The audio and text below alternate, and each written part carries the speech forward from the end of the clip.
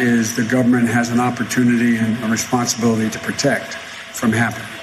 And on a different subject, you have been doing these public events for the past month, which has put you in contact with more people. Have you been tested for coronavirus? And if so, how frequently are you doing that? No, I have not been protected. I have not been tested for the coronavirus for two reasons.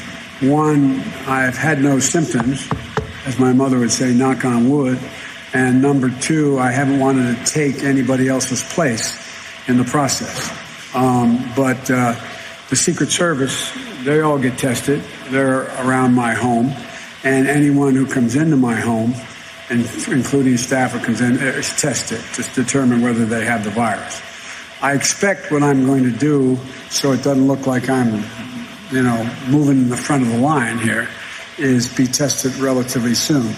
My daughter has been tested. She was in Florida she's a social worker working with the Boys and Girls Club. She came home, and before she could come home, she's been tested twice, so to make sure she's clear and quarantined. She lives in Philadelphia, but I haven't yet. I have not been tested yet.